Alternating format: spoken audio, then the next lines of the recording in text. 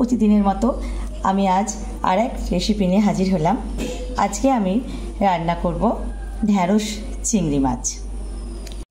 ঢ্যাঁড়স চিংড়ি মাছের জন্য উপকরণগুলি লাগছে ঢ্যাঁড়স, চিংড়ি মাছ, বেসন, কাজু, মৌরি, পোস্ত আর 2 রকম সর্ষে আছে, পেঁয়াজ, কাঁচা লঙ্কা। আমি ঢ্যাঁড়সগুলোকে কেটে নিচ্ছি। ঢ্যাঁড়সগুলো আমি কেটে নিয়ে এসেছি, এইভাবে ছোটো ছোটো টুকরো করেছি। এবার আমি একটা পেস্ট বানিয়ে নেব। পেঁয়াজগুলো দিয়ে দিলাম, সর্ষে, পোস্ত, মৌরি আর দিচ্ছি একটু কাজু। অল্প পানি দিলাম, দিয়ে আমি পেস্টটা রেডি করে নিচ্ছি।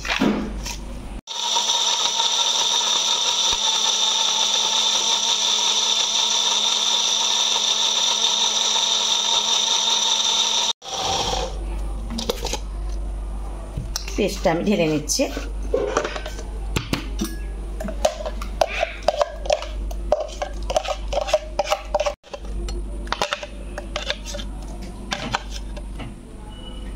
ঢেলে নিলাম। 10 মিনিট আমি ঢ্যাঁড়সটিকে ম্যারিনেট করে রেখেছিলাম। এবার আমি ভেজে নেব। কড়া চাপিয়ে দিলাম,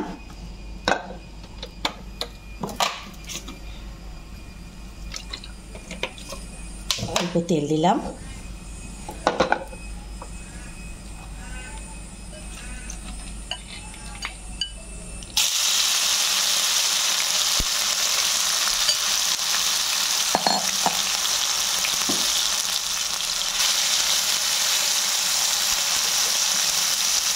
ঢ্যাঁড়সগুলো দিয়ে দিলাম।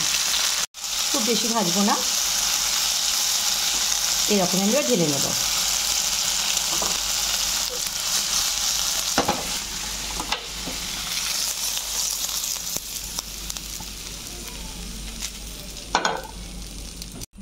একেবারে অল্প তেল দেবো, কারণ ঢ্যাঁড়স ভাজায় আমার তেল আছে। তেল গরম হয়ে আছে, কালো জিরে দিলাম একটু, আর 4টে কাঁচা লঙ্কা।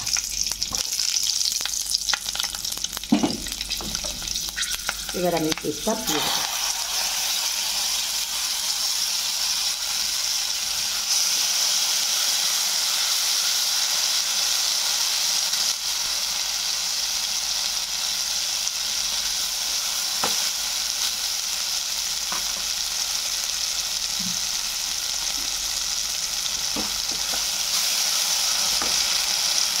একটু পানি দেব। ঢ্যাঁড়সে আমার নুন দেওয়া ছিল, অল্প নুন দিলাম। একেবারে অল্প লঙ্কা আর হলুদ, ভালো করে কষিয়ে নেব। 2 মিনিট কষিয়ে নিলাম। মশলার আর কোনো কাঁচা গন্ধ থাকবে না। এবার আমি ঢ্যাঁড়সগুলো দিয়ে দিলাম।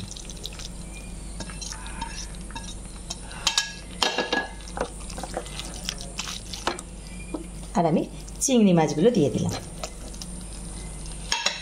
চিংড়ি মাছ আমি ভেজে রেখেছিলাম। আবার আমি 3 মিনিট এবার ভালো করে কষিয়ে নেব। এবার আমি পানি দিয়ে দিচ্ছি। তো পানি একেবারেই অল্প লাগবে।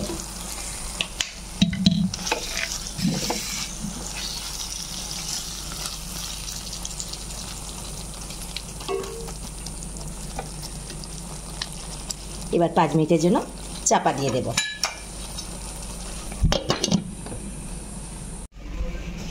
5 মিনিট পর আমি ঢাকনা খুলছি। দেখুন কত সুন্দর হয়েছে।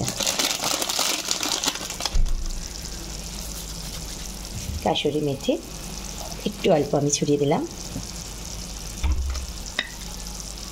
আর উপর থেকে একটু ধনেপাতা কুচি। হয়ে গেল ঢ্যাঁড়স চিংড়ি। যারা ঢ্যাঁড়স খেতে ভালোবাসেন একবার এইভাবে রান্না করে দেখুন, খুব ভালো লাগবে। আর যারা ঢ্যাঁড়স খেতে ভালোবাসেন না তারাও একবার এইভাবে ট্রাই করুন, খুব ভালো লাগবে। আমি এবার তুলে নিচ্ছি। দেখুন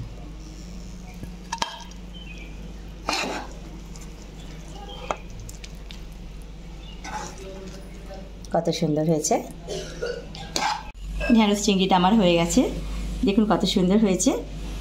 এটা খুব সুন্দর লাগে খেতে গরম ভাতের সঙ্গে। আজকের ভিডিওটা যদি ভালো লেগে থাকে সবাই লাইক, কমেন্ট ও শেয়ার অবশ্যই করে দেবেন এবং আমার চ্যানেলটি সাবস্ক্রাইব করে দেবেন।